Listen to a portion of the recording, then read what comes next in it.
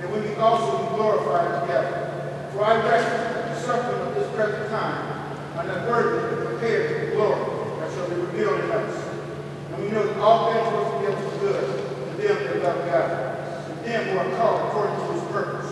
What shall we say then to these things? If God is for us, who can be against us? He that spared up not his own son, but delivered him up for us all. How shall he not with him also freely give all things? It is Christ that God, yea, rather, that is written.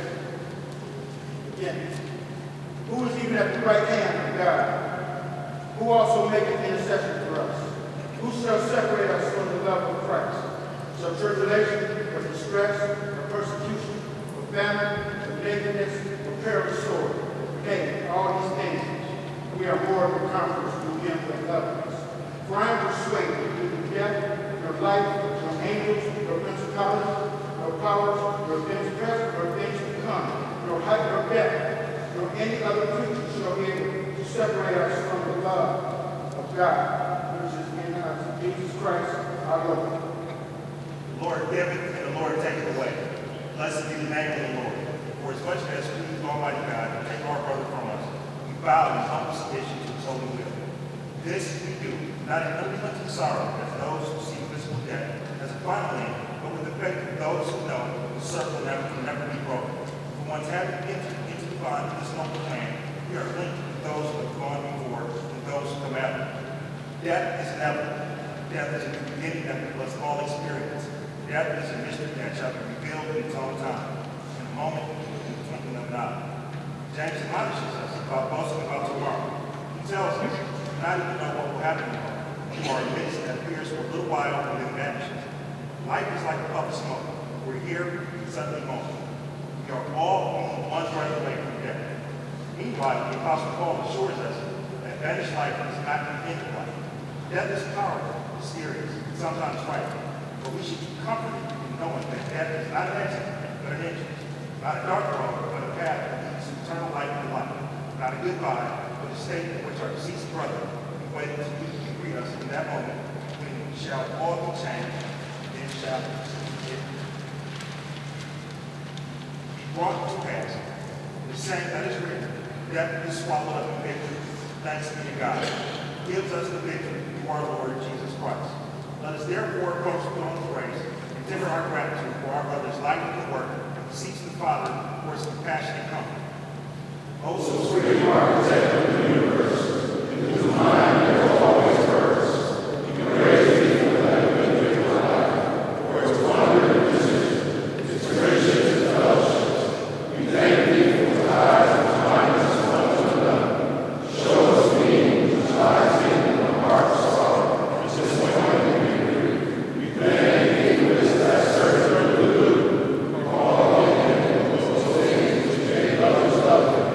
Grant us, dear God, the comfort of thy presence now, and the continual solace of thy Holy Spirit. Help us walk amid the things of this world, with eyes open to the beauty and glory of eternity. That so among the sundry and manifold changes of this life, our hearts may surely bear your faces, which the joy of earthly found, in Jesus Christ our Lord. Amen. Now unto him who is able to keep us from falling, present us faultless before the presence of his holy glory with exceeding joy.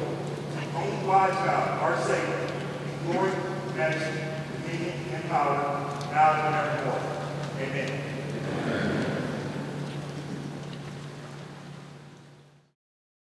Good evening, ladies and gentlemen, and welcome. Thank you for joining us to honor a man who was the epitome of greatness. A man who was a great son, brother, husband, father, uncle, grandfather, attorney, legislator, mentor, statesman, friend, and much more. Tonight, we reflect on the life of Louis Stokes through the eyes of his colleagues, his friends, his confidants, and family. So tonight is really about this most honorable man who was incomparable by any measure. America had never seen anything like it.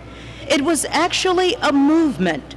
Charles and Louise birthed it, and it was forged by their sons, Louis and Carl, who dared to rise above their humble beginnings and succeed beyond even the greatest expectations. How they changed our city, how they changed our country, and how they impacted the world would come to be known as the Stokes era. Please join me in now welcoming someone who knows that oh so well, the mayor of our great city of Cleveland, the Honorable Frank G. Jackson.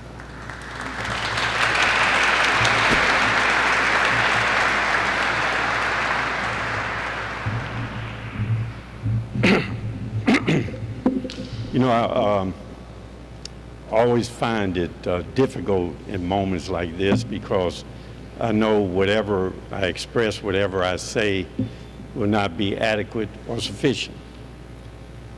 And that's especially true with Congressman Stokes.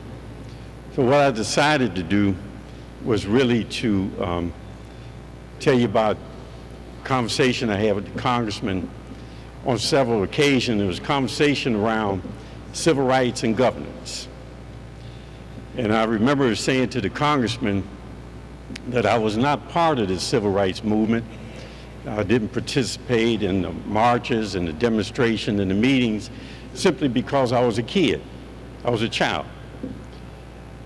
But I was in the midst of it. I was in the midst of it because where I lived is where the riots occurred. And I saw the Nationalists and the Panthers march up and down the street. I could still hear the conversation about Congressman Stokes, Mayor Stokes. I heard the speeches of Martin Luther King and Malcolm X. So I was, even though I wasn't part of it, I was in the midst of it. And it gave me a great appreciation as I listened and I could remember and as I talked to the congressman about myself as being mayor, and even when I was a councilman, council president, and it made me appreciate the fact that I'm not here because of me being so smart or really being that qualified. I'm here because of the sacrifice that others made so people like me could be here. And that because of that, we owe. We owe. And we always have to go back home so we can understand why we're here and what is that purpose. And I said to the congressman, you know, Congressman, on the part about governing, all I try to do is to implement and to execute on that stuff that I heard you and others talk about. And I realize how difficult it gets and how challenging it gets because it's against the grain. It's against the grain. But I can remember watching the congressman as he stood up against power in protection and the defense of those who were oppressed. I can still hear him speak for those who didn't have a voice.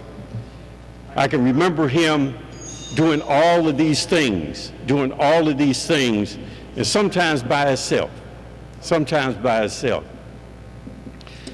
And I said to the congressman, you know, what you've done and what you and your brother have done has helped me to be a better mayor, a better council president, a better councilman, because he taught me by just watching him the governance of service, the governance of compassion, the governance of principle and dignity and respect. And he would say, if you treat the people right, they would treat you right. And all they want from you, Frank, is to serve with dignity and respect. So when they write the history of Cleveland, there'll be several chapters, and it will be called the Stokes era. And it will be an era, as I remember the congressman, and it would be an era of service. And I'll tell you that he served his country, He served his city, he served the people, and he served us as individuals. And I want you to know that he will be missed by this country, he'll be missed by this city, by the people, and I will be counted as one of the ones who sincerely miss him to the family. Thank you.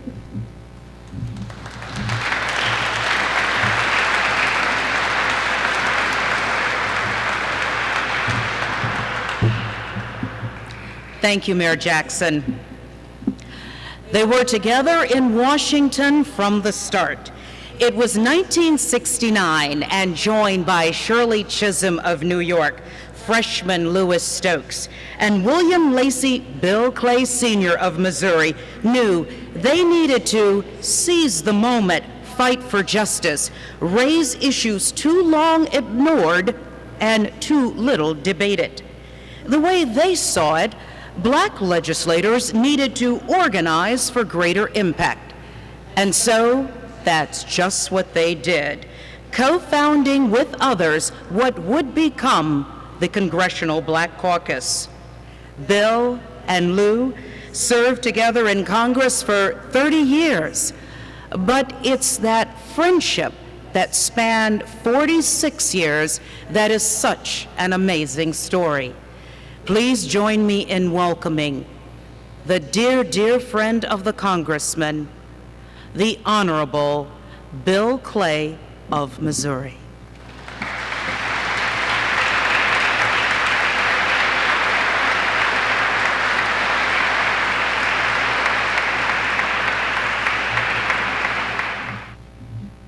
Thank you.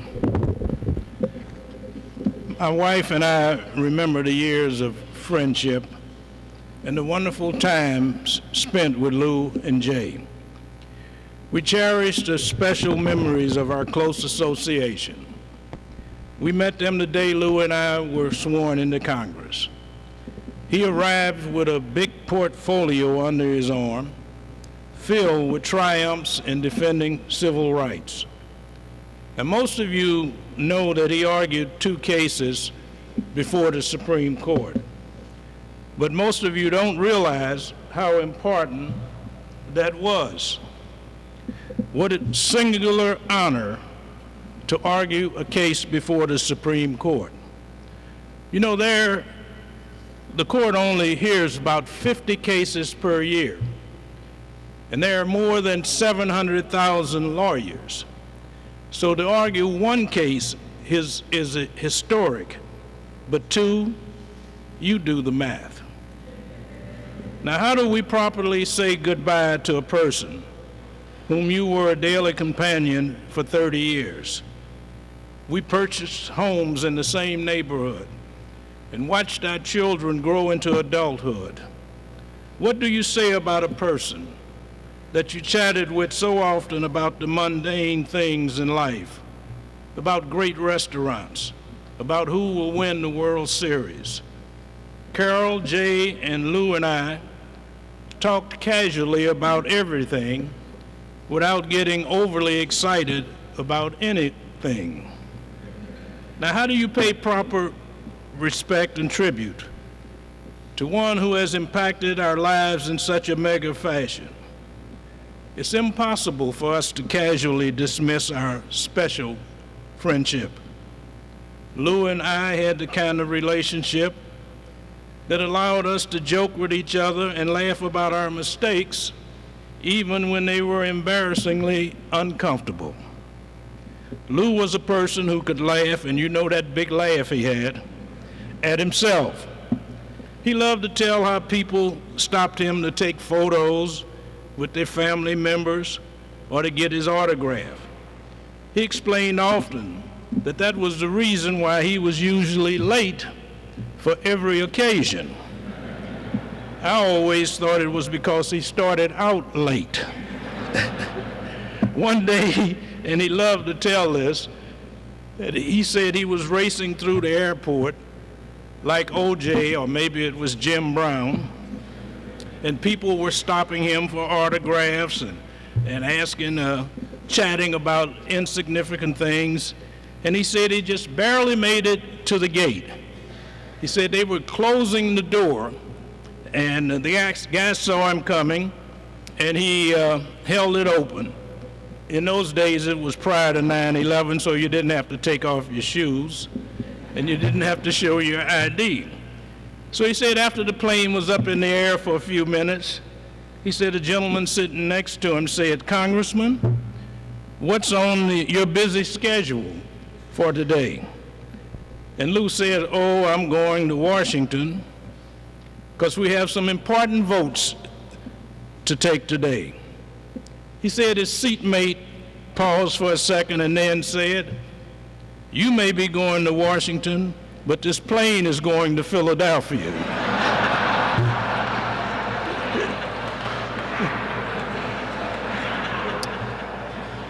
I guess perhaps the most succinct summary that explains what Stokes meant to the struggle for decency is found in a statement a colleague made when Congress was honoring Mr. Stokes. He stated, and I quote, "This 20-year milestone gives us pause to reflect on the man, a legend who remains true to his beliefs, responsive to his conscience, and close to those who made this milestone in his life possible." End of quote. That was Stokes. He was a politician who shook your hand before election and not your confidence afterwards. He came to Congress with a feeling of disdain for bigotry and contempt for discrimination. He was dedicated to using his influence to give voice to the voiceless. He was a pioneer in the new black politics, advancing the cause of enhancing opportunities for minorities, women, and the poor. He ushered in the provocative concept that it was time to start demanding rights instead of begging for what was ours by birth. And think about his brash encounter in making history.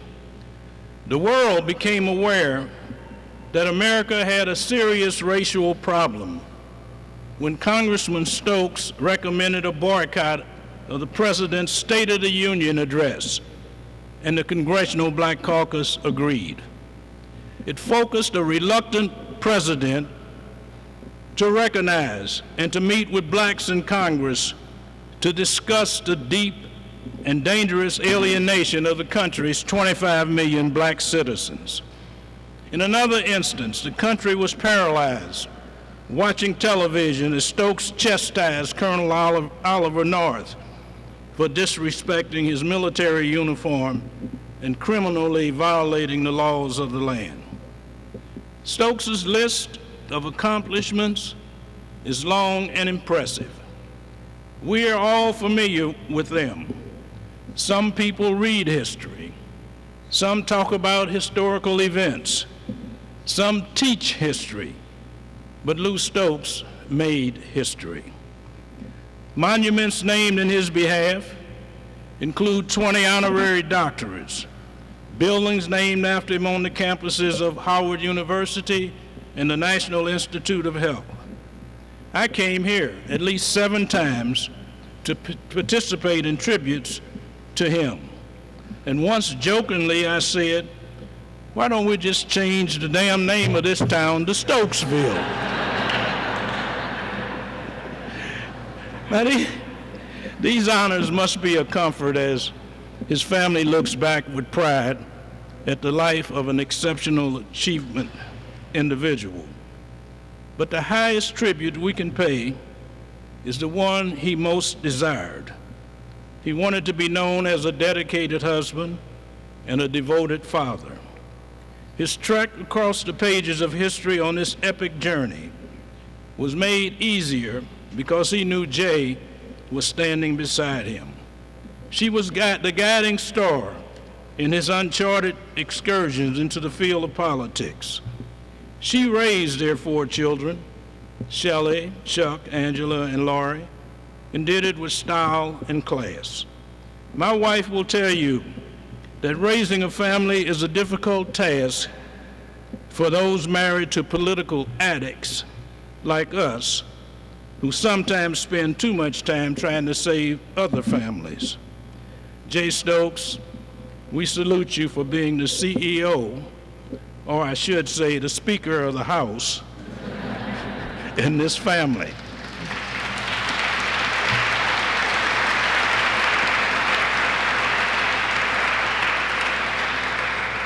We cite you for being there when Lou had a tendency, like so many of us, to start believing his own press releases. And thank God you were there when he started fantasizing of Herculean powers and believing he was in line for a Nobel Prize. You were there to remind him about the law of gravity and to pull him back down to earth. Now, about 3 months ago, Lou finished the book about his life. It's the story of a David, unafraid to confront powerful establishment Goliaths who assumed they were entitled to exploit the less fortunate. It's the novel of a dedicated person exploring new frontiers in politics and civil rights. He paved the way with blood, sweat, and tears in defense of righting the wrong that excluded far too many from enjoying the benefits of the American dream. 5 years after retiring, Stokes was given Congress's Distinguished Service Award.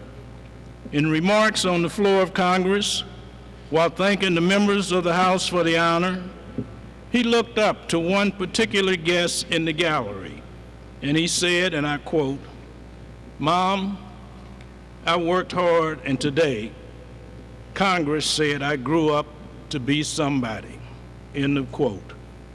Not many have had to overcome such great obstacles to achieve. It is one thing to be born into wealth, reared in luxury, educated at boarding schools, named to run your father's corporation at age 22. But it's miraculous to achieve such heights when born in the ghetto. Your father dies when you were 3. Your mother worked as a domestic to keep you and your brother from going hungry. You took jobs delivering newspapers and shining shoes, worked your way through law school, and then you reached the pinnacle of success in the most powerful legislative body in the world. Yes, Brother Lou, you succeeded despite the odds. You endured the hardships and grew up to be somebody. Today we're saying goodbye to a person of epic dimension whose love for life and mankind was conspicuous and contagious. It pierced the conscience of America. His legislative agenda, enacting laws that fed the hungry, clothed the naked, and treated the sick, was inspired by a dark-skinned, radical, liberal preacher sermonizing on the side of a mountain. Great writers have recognized Lou Stokes. Nathan Hare had him in mind when writing, and I quote, "He gave, quote, focus to the masses so their drums of liberation will have definite beat." And Fannie Lou Hamer echoed the epitome of Stokes' legacy when she bellowed out, "We are sick and tired of being sick and tired." Irving Berlin immortalized Lou Stokes when writing, "The song is ended, but the melody lingers on." And I'm sure that Lou Stokes was mentioned in the Bible, but his name was lost in transcribing from Arabic to Greek to English. The exact words of Matthew 25:21 were lost in translation. Surely Matthew wrote, or should have written, quote, "His master replied, 'Lou Stokes, a job well done, my good and faithful servant.'" Thank you.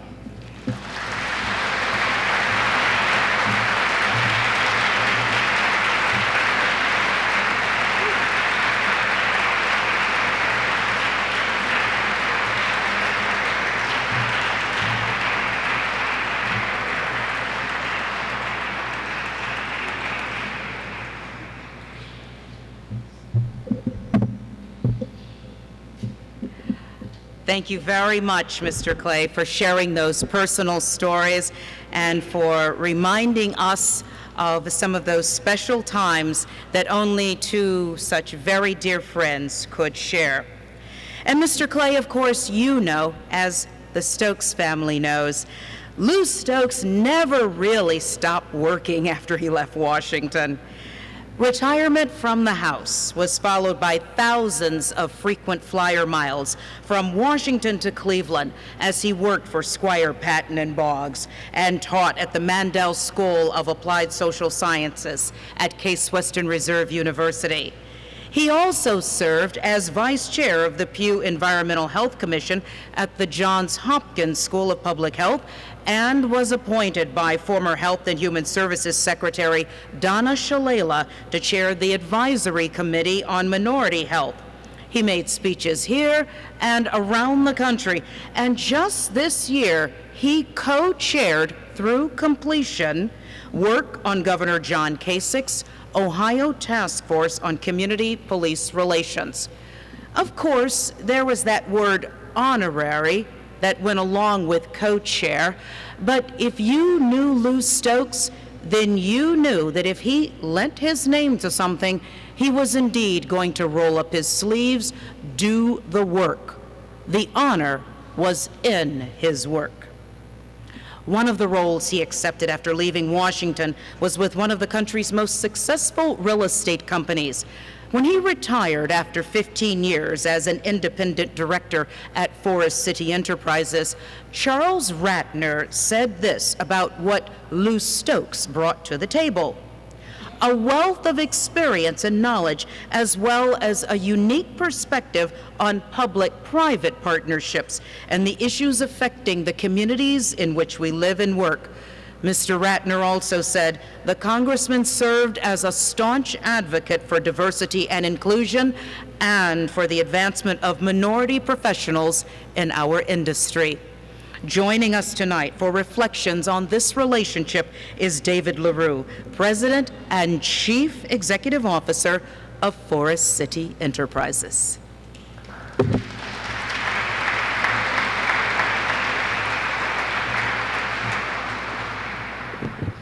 Good evening. Congressman Stokes served as a member of Forest City Enterprises Board of Directors for 15 meaningful years, beginning in 1999 and ending in November 2014. With Lou's stewardship, the company grew significantly and expanded its vision and mission to many cities across this country. His insight and leadership across numerous areas helped our company and many individuals within the company to grow and thrive. He was a significant role model for our associates and a mentor to many of our attorneys in the legal department. His career exemplified the highest aspirations any individual could have. We are all aware of the depth and breadth of his impactful career during his 30 years in the U.S. Congress, and prior to that, his legal career, during which he argued seminal cases in front of the United States Supreme Court. Lou's life was the rags to riches story that America represents, except that his riches were not stored up wealth or power or status. They were respect, integrity, honor that resulted from years of passionate advocacy for social equality and justice. Forest City is built on a foundation of great core values, instilled by the founding families and lived by our associates across the country. These values include integrity, community service, and entrepreneurial spirit, to name a few. 15 years ago, as we entered the new millennium, we began to review our strategy and planning for our future. Lou, as he always did, strongly encouraged that we add another value: diversity and inclusion. He inspired us to start inclusion groups within the company, such as the associate resource groups for African Americans, Hispanics, and women. He understood that we would maximize our success by actively involving everyone's employment knowledge, experience, perspectives, approaches, and styles in a decision-making process. He advised us that an inclusive work environment creates a culture of acceptance, respect, greater engagement, and productivity. He was right, as this continues to create better results and greater opportunities. He personally inspired me to make diversity and inclusion my strategic thrust and mission while serving as chairman of the International Council of Shopping Centers, a group with over 70,000 worldwide members. Today, I continue to mentor a young professional as he introduces the opportunity of retail real estate profession to individuals at 8 historically black colleges. Lou had tremendous vision, and based upon his experiences, his judgment, and his beliefs, I believe this vision extended well beyond what he saw with his eyes. He was able to see what others saw, empathize with them, and work to improve their situation. Even more importantly, his vision pushed others to see what they refused to see. Through his determination, he opened the eyes and minds of many people, and as a result, helped countless others. Over these past few years, I've had the opportunity to witness a number of occasions involving Lou that I will always remember. The first was when the National Institute of Health, at a lab building already bearing his name, dedicated a portrait in his honor in Washington, D.C. As he stood with his wife, Jay, near a life-size portrait of himself, I once again realized the positive contributions that Lou had made for all Americans now and for generations to come. The second was at a City Club of Cleveland debate earlier this year. Lou was interviewed by his daughter Lori and son Chuck. The audience not only gathered insights into this man from a public standpoint, but we also saw how proud he was as a father and realized how much his family meant to him. For all of his accomplishments, he never displayed acts born of ego. He always was a true gentleman. His work, his teachings, his humility, and his grace touched all who came into his presence, leaving a tremendous legacy. That legacy has instilled values which we aspire to in our personal lives, our professional careers, and for our communities. I was blessed to work with Lou for the last 15 years. I and Forest City Enterprises will always aim to live up to his ideals that he set through his exemplary life. The Forest City family sends our condolences to Congressman Stokes' family. Thank you.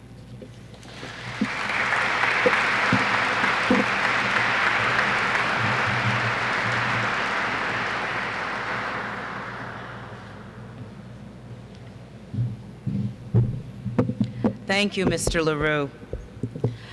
When he was a young boy, his mother told him, "Watch the Stokes brothers. Now, those are two successful men who know how to lead, drive change, and help our people and all people." And so he did. Not only did he grow up watching them, following in their footsteps to become one day also a great attorney, but one day he would come to proudly call Louis Stokes his colleague at what is now Squire Patton Boggs. Join me now in welcoming Fred Nance, the firm's regional managing partner.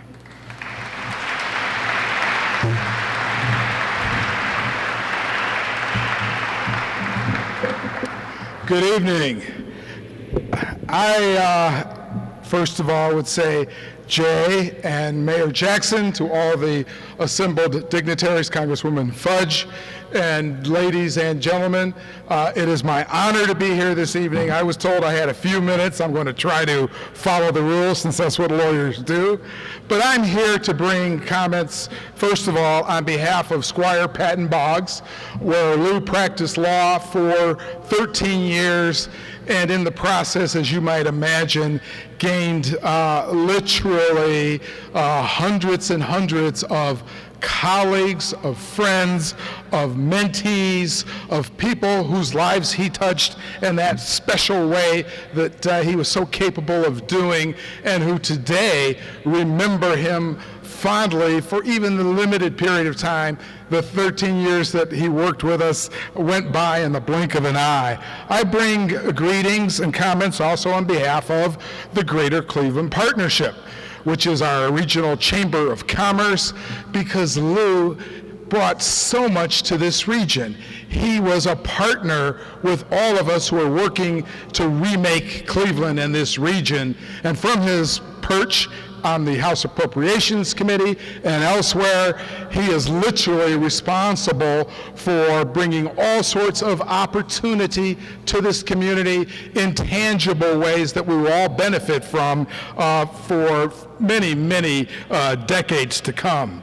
I also bring greetings on behalf of the Cleveland Clinic Foundation, or again, with Lou's focus on healthcare, on making healthcare available, quality healthcare throughout the community in partnership with our healthcare institutions, and on a more personal basis, over the years, providing Lou with personal healthcare and being there at the end of life.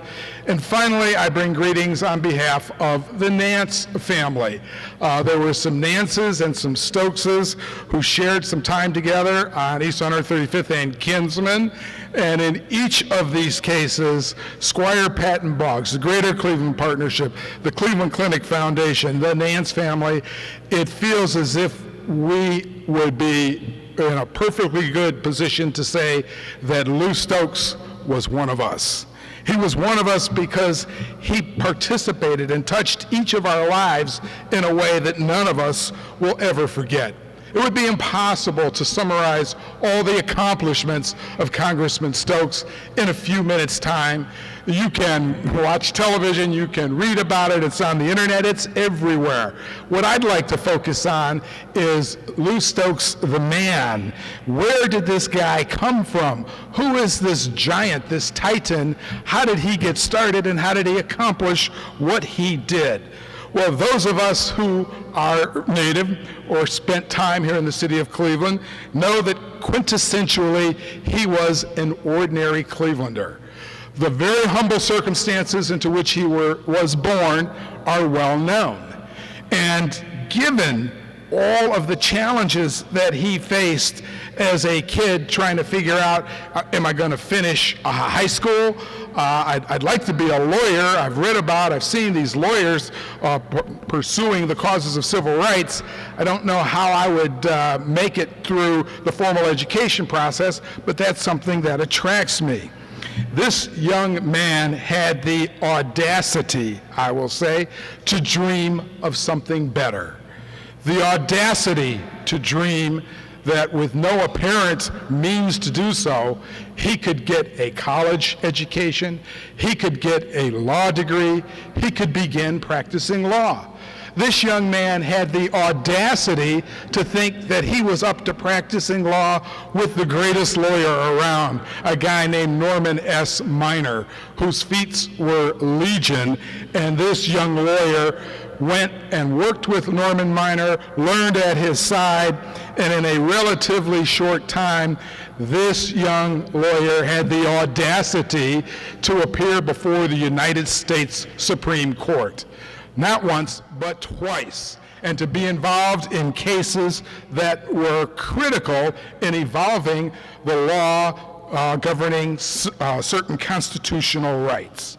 So this audacious young man became the first black person elected to the United States Congress from the state of Ohio.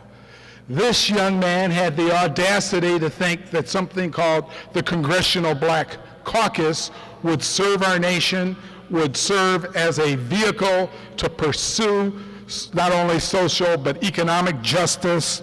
And this young congressman had the audacity to work himself into positions where he was chairing some of the most powerful committees in the most powerful legislative body in the world. So we see an ordinary man, an ordinary young man, an ordinary teenager who became an extraordinary man.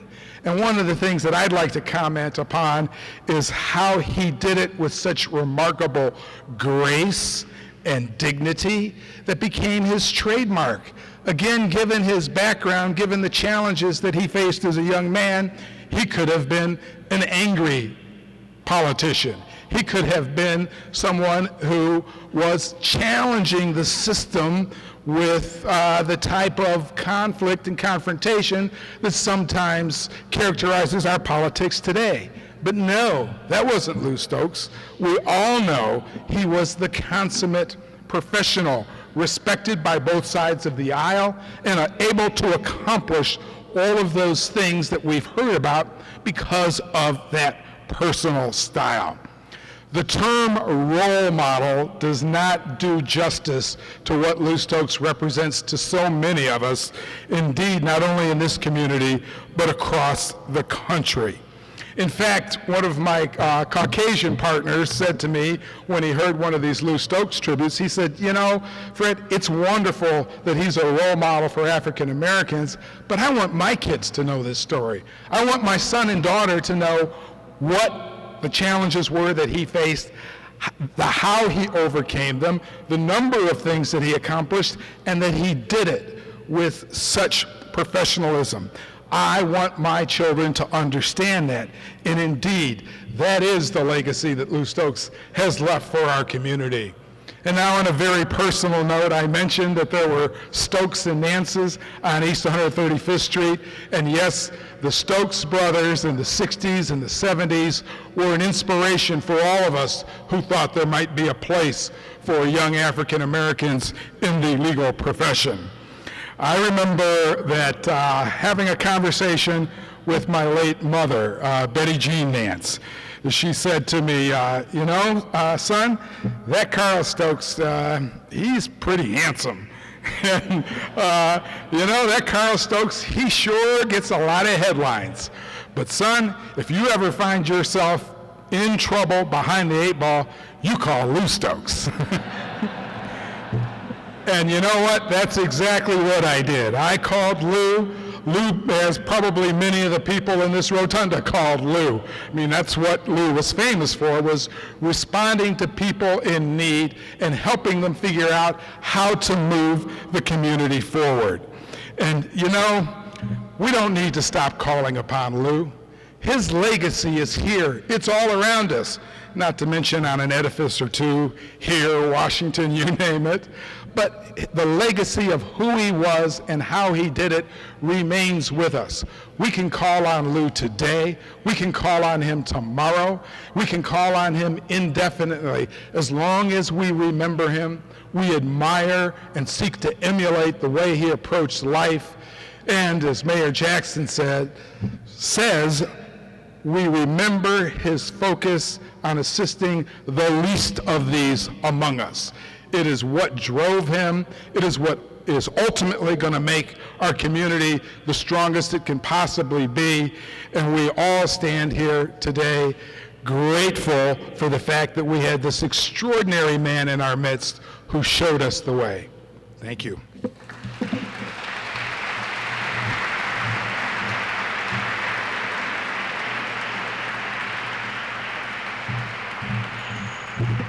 Thank you very much, Fred. Her last name was not Stokes, but she was his sister nonetheless, in all ways that mattered. When she arrived in Washington, her big brother Lou Stokes welcomed her as a part of the Ohio delegation that would represent Northeast Ohio. And boy, what a pair they were. Between the two of them, rooted in humble beginnings, they worked to bridge that infamous gap forged by a river and let Washington know what all of Cleveland needed. The voice of the people of Cleveland sounded loudly in the hallowed halls of Washington, in great part because of what these two did together. Join me now in welcoming the Honorable Mary Rose Oakar.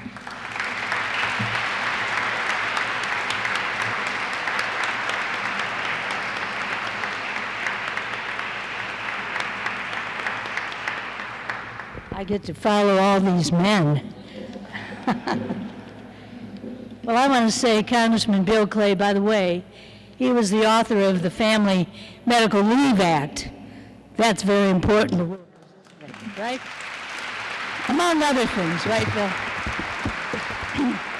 Mayor Jackson, members of the family, his beloved wife, Jay, the fabulous children and grandchildren, and all the relatives, you certainly all have good genes.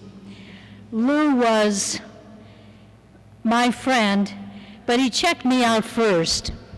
Before I got there, he called George Forbes, because, Mayor, you know, I was a councilwoman before I went to Congress, and he said, George, what, because they didn't expect me to win, so they said, George, I'm not saying Lou didn't or George, others didn't.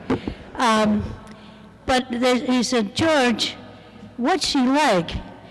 And George said, and Lou always told me this story, she's okay, Lou. She's okay. That was enough to say for Lou. So he treated me as if I were okay. And okay to him was calling me sister. And he was, I have 3 brothers. He's my 4th brother. Fabulous man. Well, you know, Lou was very thorough in preparing for hearings. And leave it to Lou to plan, as his daughter Lori told me, every detail about his services, his funeral services, which thus far are beautiful. And I know he's watching over us. But because of his great ability, Tip O'Neill, our wonderful speaker, and others depended on him for extremely, extremely special assignments. Chair of Assassinations Committee, you hear that and you say, oh, was he? Well, let me tell you the work that went into investigating the Kennedy and the Dr. King assassinations. On the committee that he was asked to be on to investigate the Iran-Contra affair and Oliver North. And boy, was he ready for Oliver North. Talk about preparation. So I'm really privileged that he asked some of us to speak today. I'm so privileged that he thought of me. And so I'd like to share a few thoughts about him, because he was a role model for me and many, many others. But who were his role models? Who were his? And this is what he shared with me. First and foremost, it was his mother, who worked so hard for her sons and urged them to get a fine education. When we had redistricting, and when he was given Cleveland Heights and Shaker Heights and part of the wealthier East Side, Lou told me, I can't believe I am representing the area where my mother cleaned homes. And he just thought so much of the hard work. And of course, he loved Carl. And I just want to say this, Lou was as charismatic as Carl. I mean, who had that infectious laugh? And Carl was Mr. Charismatic. But Carl, his brother, who convinced Lou to run for Congress, because he was supposedly the politician in the family. And Lou loved being a trial attorney. And Thurgood Marshall was his idol, not only as a Supreme Court justice, but as someone who represented and won Brown versus Board of Education. And so another role model for Lou, of course, was Dr. Martin Luther King, who led the nonviolent civil rights movement and influenced such important laws like the Civil Rights Act and the Voting Rights Act. And I know, Congresswoman, you're still trying to protect all that. Isn't it amazing? But Lou had experienced prejudice many times himself. And one of the most unbelievable stories he told me was when he was in the Army in World War II in the 40s. And he had come back with a number of other soldiers, and they were going traveling in the South. And all the black soldiers were in one van, and all the white soldiers were in another van with the German POWs.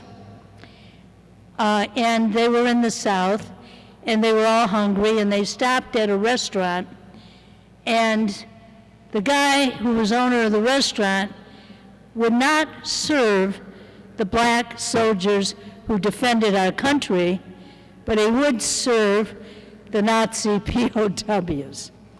And Lou never forgot that. He said it was at that moment that he thought of his mother and said, I've got to get an education, and there's a GI Bill, and I'm going to do it. And by heaven, he did. So the third hero for Lou that he told me about might surprise you. It surprised me. President Anwar Sadat of Egypt, whose mother happened to be black, and told Lou he grew up in poverty. And I said, why did you admire him? I mean, I admired him too, but why did you admire him? He said, because what we need in this world is peace. And don't we know it in Cleveland? We need peace, he said, in the neighborhoods. We need peace in our country. We need peace in the global community.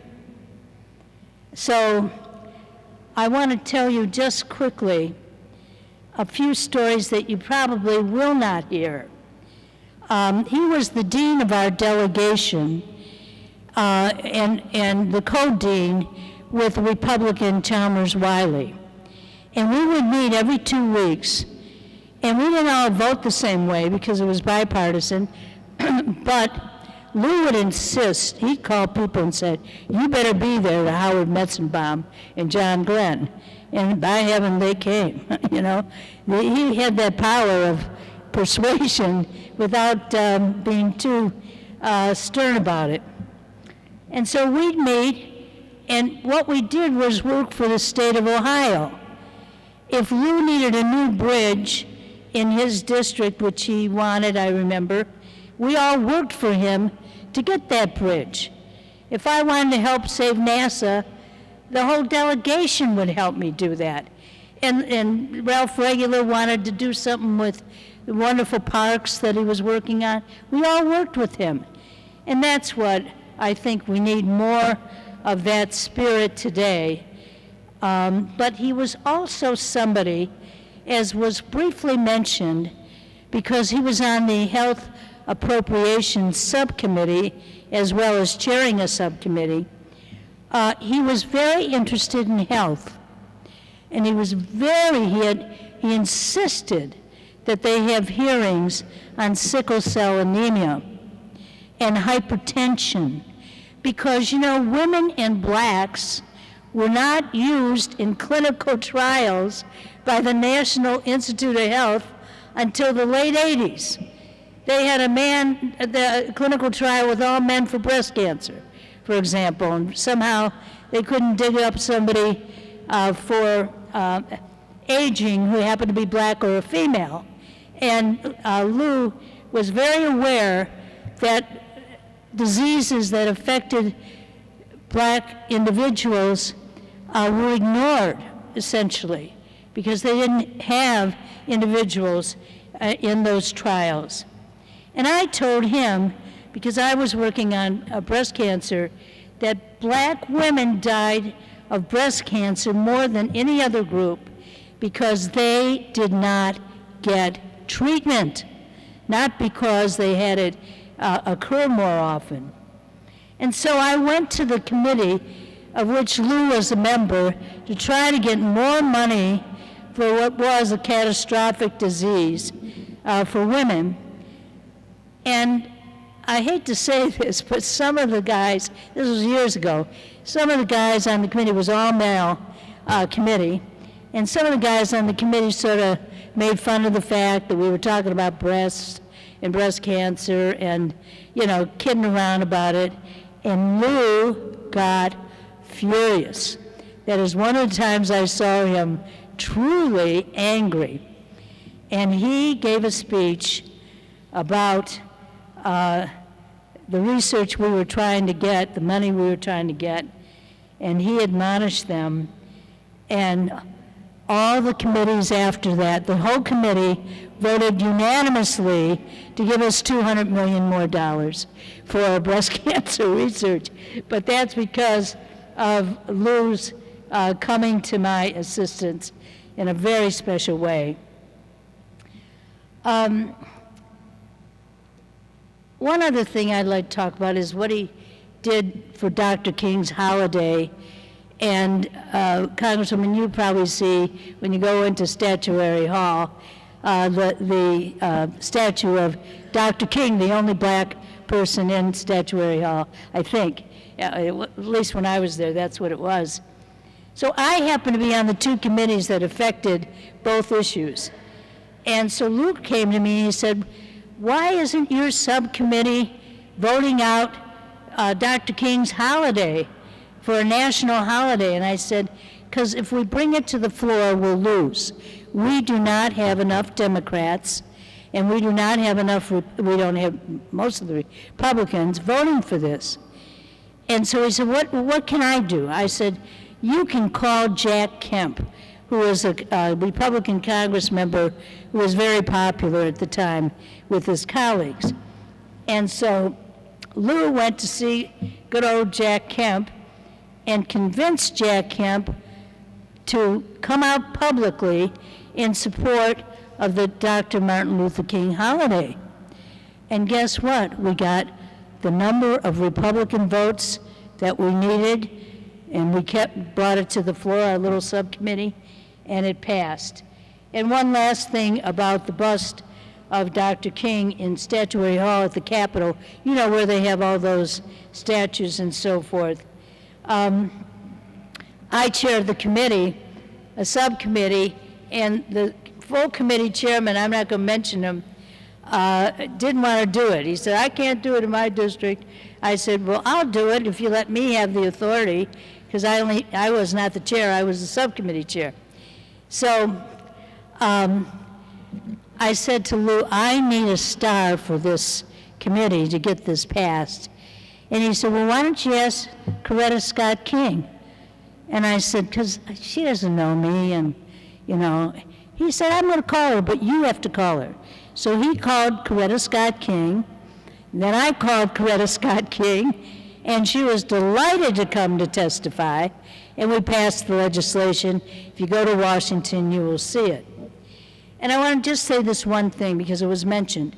He could have run in any area in our county and win. No question about it. He was not just, I don't mean just, but he was not the black congressperson. He was loved everywhere. So I asked him one day, I said, I always go to your picnic with the 23rd Congressional Black Caucus. Every year you say you got to be there. Every year I come. You never come to my event at the UAW Hall in Parma. And he said, Mary Rose, I can't go into Parma. I said, what do you mean you can't go into Parma?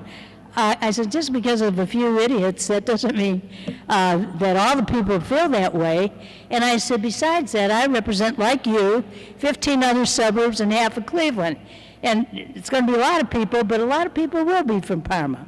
Please, Lou, come. So he came.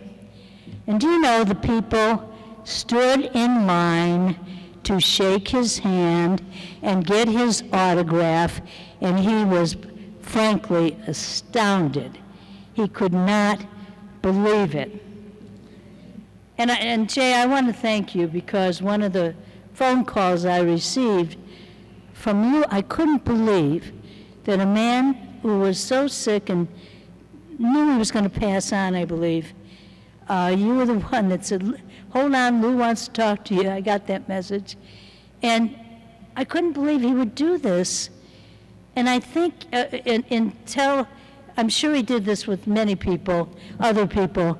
Tell us how much he cared about us, how thrilled he was to work with us. Who does that? Lou Stokes does that.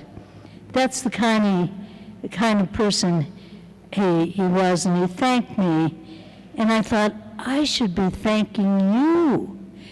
But he was consoling, I think, trying to console people, because he knew we would be affected. So Lou and I, we were just two kids from Cleveland, from the inner city, who cared about the people we represented and loved our city. I was his sister, he was my brother. We can't fill his shoes, but we can emulate his dignity, his work ethic, his sticking to his concern, and his philosophy, by the way, which never changed, for the poor and civil rights. No matter what stature and wealth Lou had, he stuck to his philosophy. And we can emulate his smile and his contagious laughter. And we can respect him for the absolute love he had for his wife, his family, his country, his friends, his constituents, the Congress, and God. So God bless you, Congressman Stokes. Now rest. You have served us well. Thank you.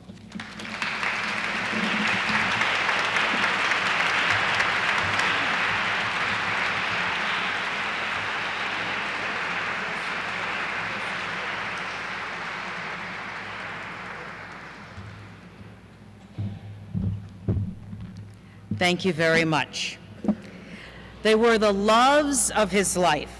With a broad smile and warm eyes, Lou Stokes never failed to introduce you to and publicly acknowledge his lovely wife, Jay. It was a remarkable union. Their four wonderfully accomplished children carry on the Stokes legacy of service in their respective professions in education, media, and public service. But tonight, we're going to hear about Granddaddy from the grandchildren. Speaking on behalf of all the grandchildren are Alexandra Thompson, Kimberly Stokes, and Brett Hammond. Kelly Stokes and Alex will then have a special tribute to the family.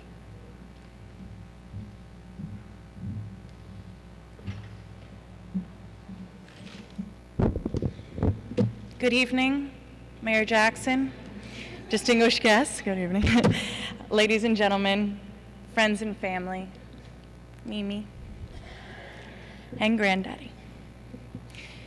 Today we celebrate the life and accomplishments of the one and only Louis Stokes.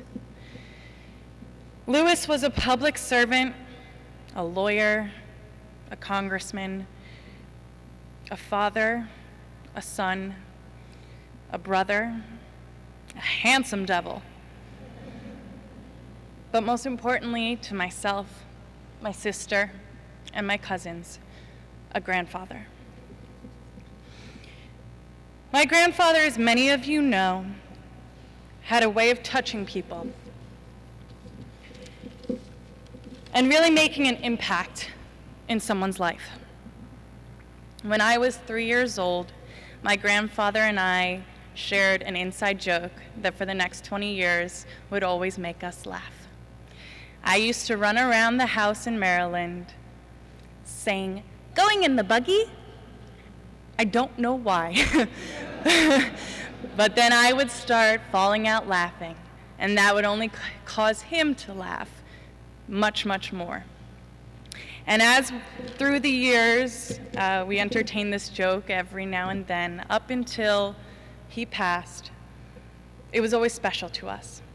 When my mother knew that it was about that time, she told me to give him a call. And I told him how much I loved him and how proud I would make him. And then I said, going in the buggy. And she told me that he erupted into a huge smile, and that was enough for me. The stories I've heard in the past week of individual encounters with him have left me in bursts of laughter and streams of tears. But I think Louis Stokes left all of us with one very important lesson, which after the past few speakers, you can tell is very evident. We all thought of him as superhuman, a god, someone who we could only hope to be like.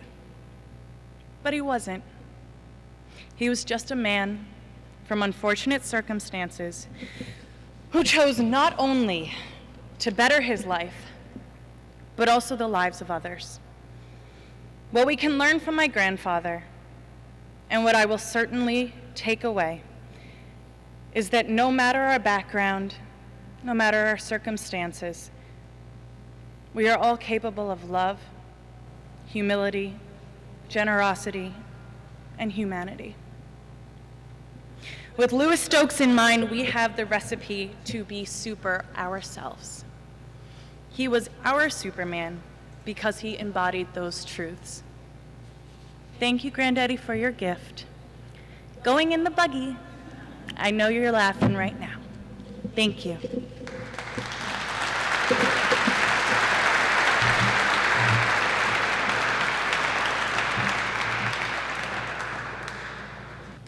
Good evening. I'm Kim Stokes, granddaughter of Granddaddy and my wonderful Mimi, and youngest daughter of Chuck and Trudy Stokes. My sister Kelly and I thank you so much for all coming out this evening. As I began to reflect on how to pay tribute to my granddaddy, I started to pull out old things he had given me through the years, such as letters or cards, and I came across a cereal box. During the first grade, we had to pick who we wanted to honor as an American hero. For me, it was a no-brainer to choose my granddaddy. So I took out my Wheaties box and I looked at it. And as I saw on the cover, there was a headline from a newspaper article that stated, "Stokes' greatest passion was family." This statement could not have been more true. And we were all blessed to have Granddaddy to be the head of our family. He was our role model, and each one of his grandchildren were his pride and joy. It didn't matter how busy his schedule got. Between him and my Mimi, they were always there. He was proud of us when we got good grades of school and would write us a note and maybe put in $20 if we were lucky. He also beamed with pride as the girl cousins and I did a horrible rendition of Disney The Cheetah Girls. No matter what it was, Granddaddy was proud of his grandchildren. Even when I was 8 years old, Granddaddy came to my first dance recital and brought a stretch limo. I felt like the most special girl on the stage. One of my favorite things about my granddaddy was how he had a personal relationship with each and every member of his family. And I know that through each of us, we will live on and continue his legacy, because he always lives in us. Granddaddy and I had the thing in common that we were both big observers. This was important because, as the old saying goes, actions speak louder than words. And through the years, I watched Granddaddy. I watched him treat everybody he knew with love and compassion. I watched him have an unwavering faith in God. And most importantly, I watched him always work hard no matter what.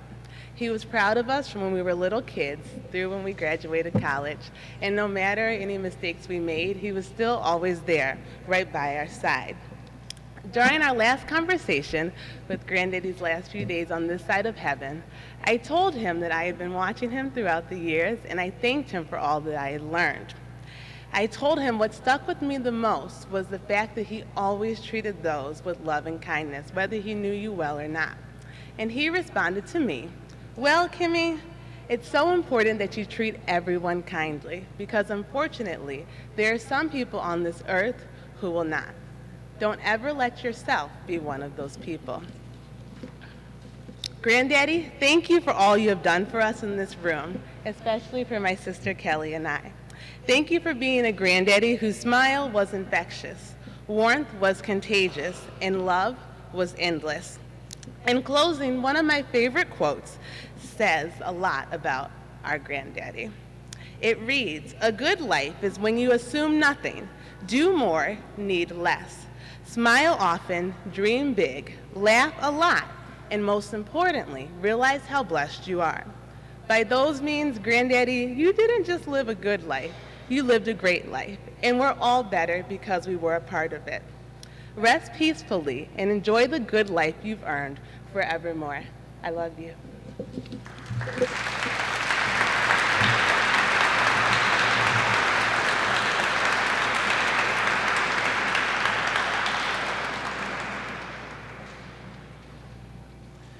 To Jay Stokes, Mimi, Mayor Jackson, Congresswoman Fudge, dignitaries, members of the family, and distinguished guests, thank you so much for joining us today to celebrate the life of my grandfather, Louis Stokes.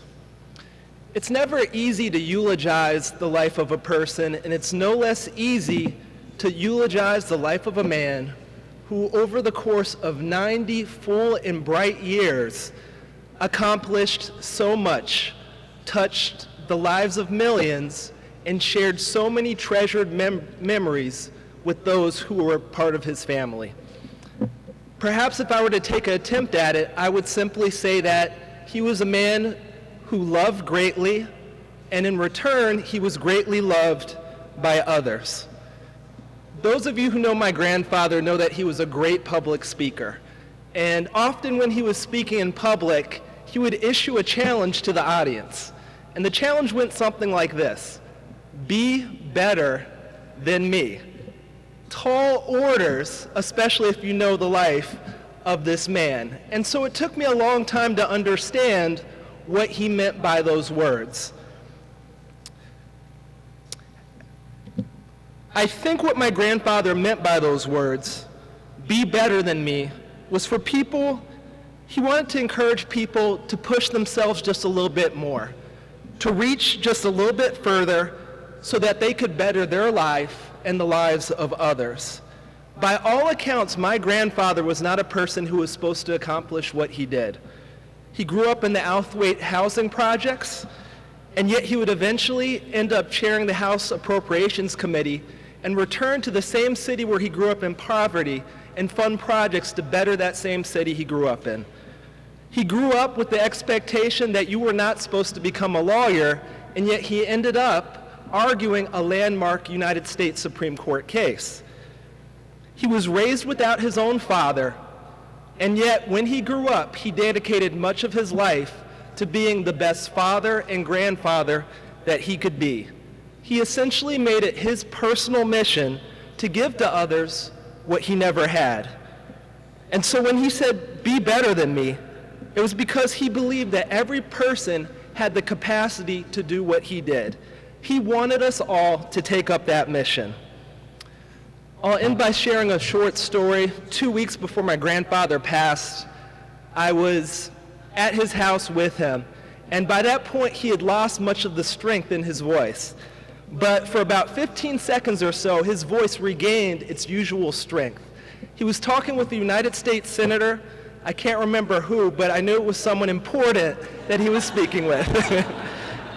And here's what I heard him say: the parties were great, but what really mattered were the people. We looked after the people. They were what mattered. I believe that that's the principle that my grandfather lived by, and that's what guided his life. He loved the people, and we loved him in return. We will do our best, Granddad, to follow the example you set for us, to realize that our actions and what we do have impact on everyone we encounter, in the work that we do, in our families, and throughout our communities. You, my friend, are loved. Thank you.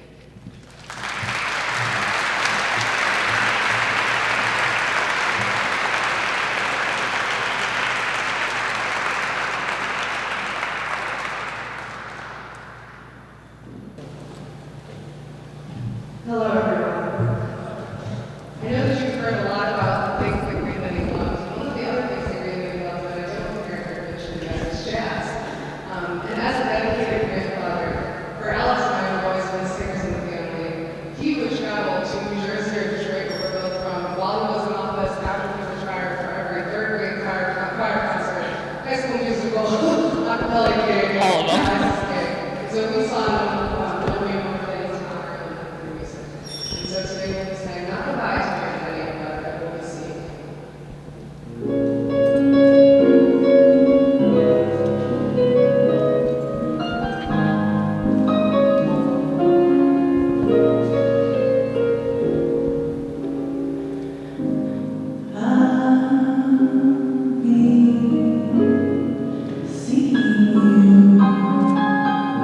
In all your familiar places, that this heart of mine embraces all day through.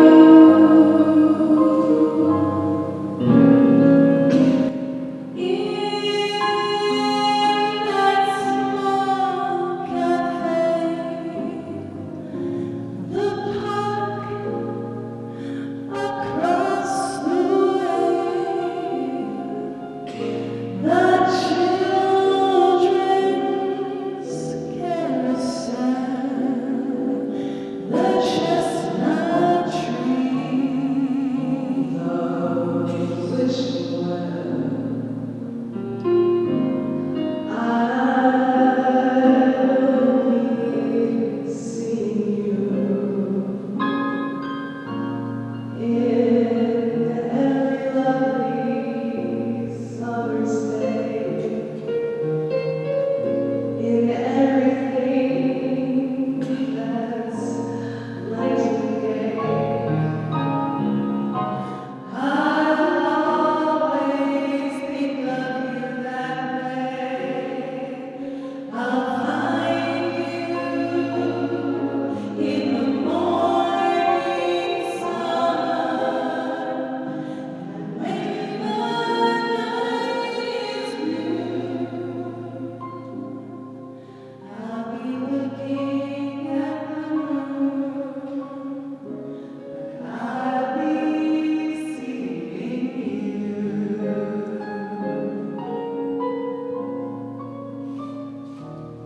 Oh, I'll be seeing you in every lovely summer's day, in everything that's light and gay. I'll always think of you that way. I'll find you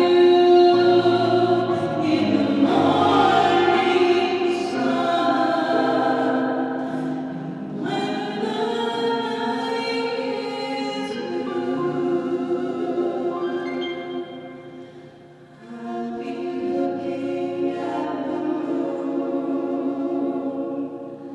but I'll be seeing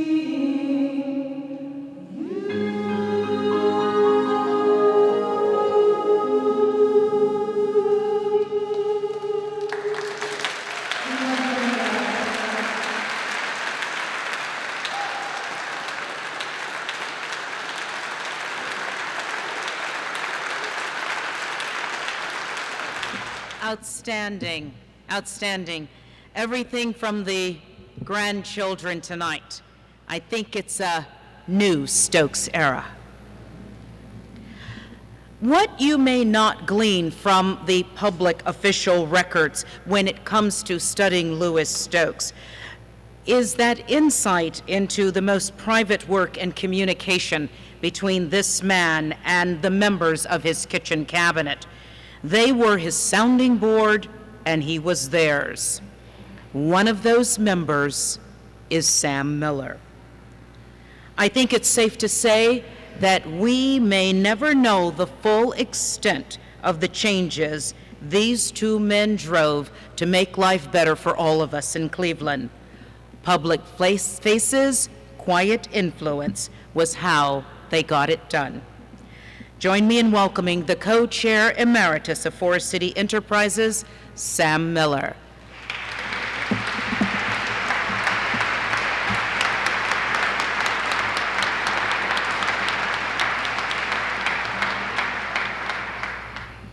This has been a lovely, great afternoon. But yet to be my age, you realize that death is painful only to the living. And we have a lot to be thankful for. God gave us 90 years of a superb, intelligent, feeling, empathetic human being. When I wrote this eulogy, I well realized that in writing, I was showing a history of our beloved country, and as a corollary, the life of our beloved congressman and my Uncle Louis. That's all I ever called him, was Uncle Louis. Uncle Louis, the Sir Galahad of the nascent movement for freedom and equal opportunity since the Civil War.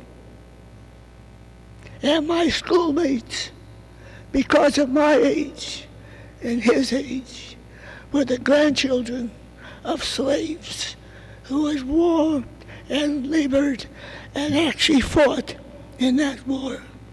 Here I was talking about the kid from the neighborhood where the greatest crime was intermarriage. Your father being a drunk, your sister being a lady of the night, and of course, if you were on relief, you were really something else. You hid it in every possible way. You always knew that you could get the neighborhood out of the people, but somehow or other, the neighborhood remained. It's a slow process, and some of us are more impatient than others. Uncle Louis knew one thing. You had to be patient. You had no choice. And that was always what he told me when I rambled with him. We lived in that neighborhood, and we really never left it. You were the gentle giant for all of America. How well I remember your help in taking the Jews, believe it or not, out of the Soviet Union. I had learned from the papers that Uncle was going to go on a mission. And I quickly gathered up the names of every refusenik that I could find or knew of and gave it to Uncle Louis. And if I tell you that after his work on that mission and confronting some of the leaders of that country, a great number of refuseniks were released. Consequently, I called him the Black Moses because he had led and helped a tremendous number of refuseniks to come to our country or to Israel. By now, the scholarship program that was set up by him and me at CSU has well over $1 million in it. And minority students can all gain from this scholarship. If you have a problem, get a hold of me.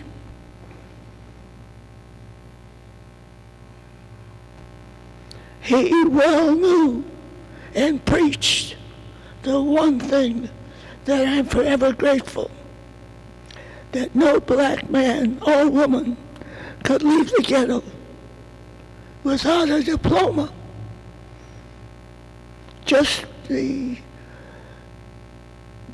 definition, just the ending of the Civil War did not give our black people in this country automatic freedom or equality.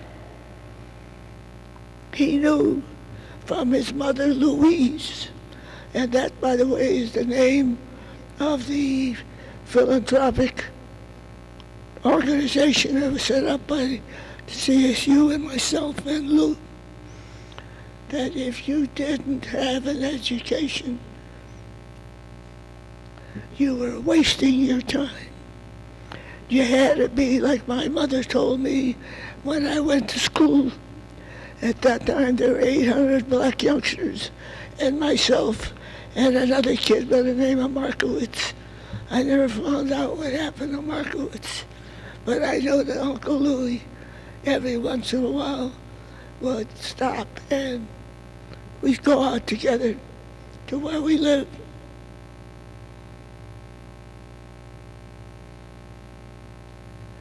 You see, Mama Louise had said to him, "You're never gonna get anywhere." And she said it to his brother Carl as well.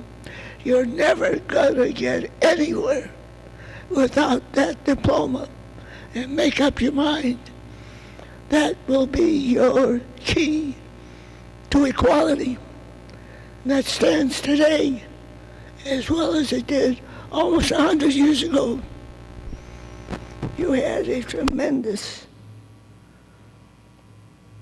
unfailing zeal and patience, grace and character.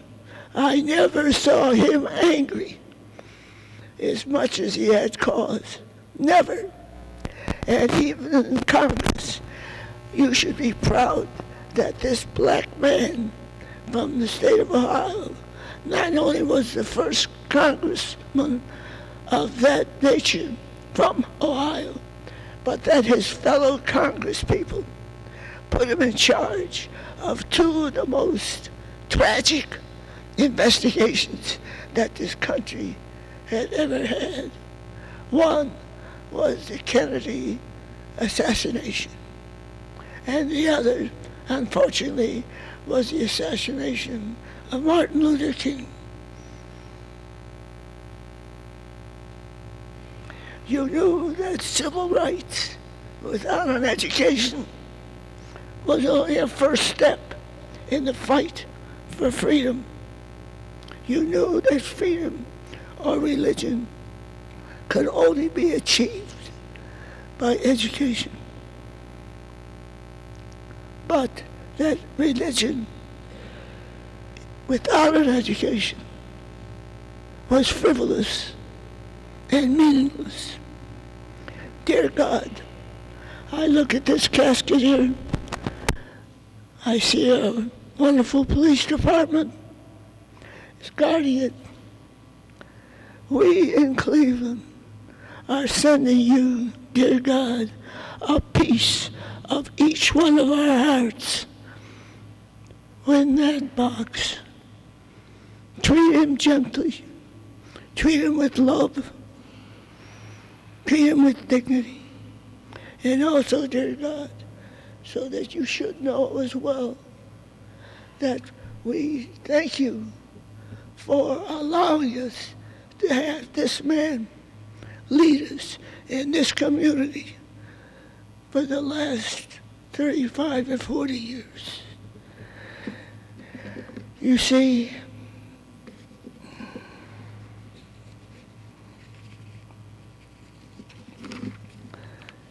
takes patience, lots of patience.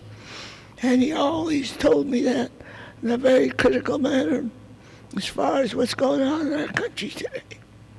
We are to the point today in this country where we don't believe in our country. And yet, there's 10,000 people a day in the world that are on the move to come to our country. So we must have something. And because we live here and we take advantage of everything that our country provides, we think that's the norm.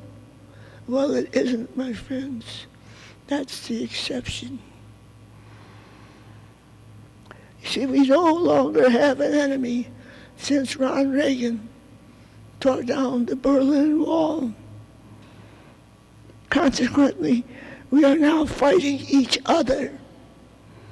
We realize our danger today is that we have become indifferent. It's like I was told by one of the people from the United Nations that never fear the people that hate you. Never fear the people who want to do you harm. Only fear the people that are indifferent. And once you are indifferent, you don't care. And when you don't care is always the beginning of the end. It's been a long afternoon.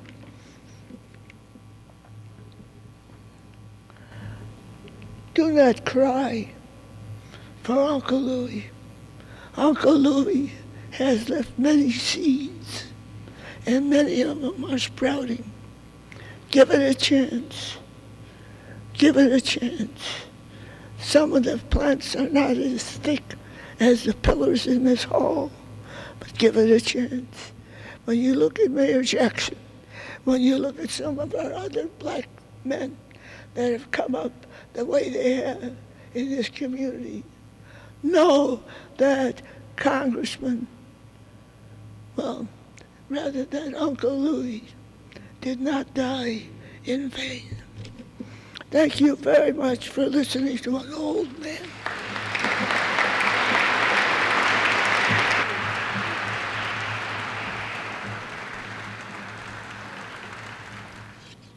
Thank you, Mr. Miller, for those words about the man you called your hero. The elegant diplomacy and great integrity of Louis Stokes led to a lifelong reputation of a man who treated everyone fairly. He opened doors for us, and when we could not, he walked through for us. Outspoken and always with respect, he worked across the political aisles and through interfaith circles for the good of all people. We will forever be grateful for the Congressman. Let us honor that legacy.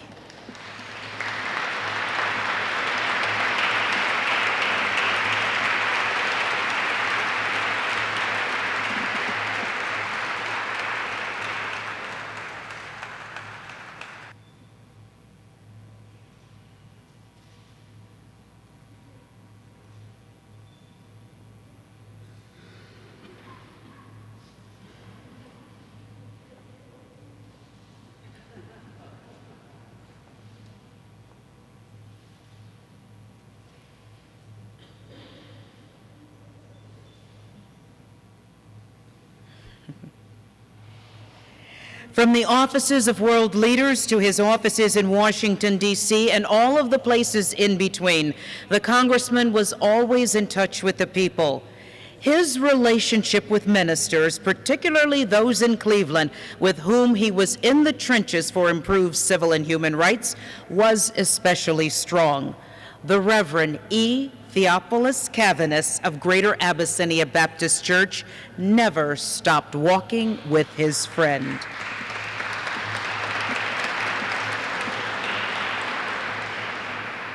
Reverend Cavaness is coming forward to deliver tonight's benediction as we prepare to bid adieu to you this evening as a part of the celebration of life of Louis Stokes.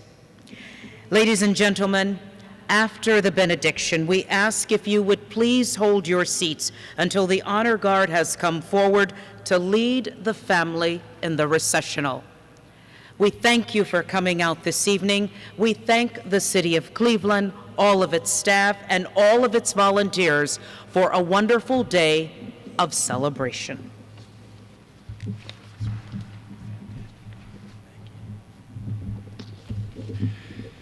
With bowed heads, Almighty and everlasting God, thou in whom we live and move and have our being, thou God who art never far from any one of us, especially when we have need of thee. In the silent, sacred moments of this momentous hour, we beseech you that you would interpose and intersperse thyself amongst us, your presence, as we intend now to depart from this place momentarily. In the spirit of this significant hour, in the spirit of this auspicious moment, we pause to give thee bountiful and grateful thanks for the transpirations of this day and the significance of this hour. How often we sing in the Christian heritage of our faith that you may build great cathedrals, large or small. You may build skyscrapers, grand and tall.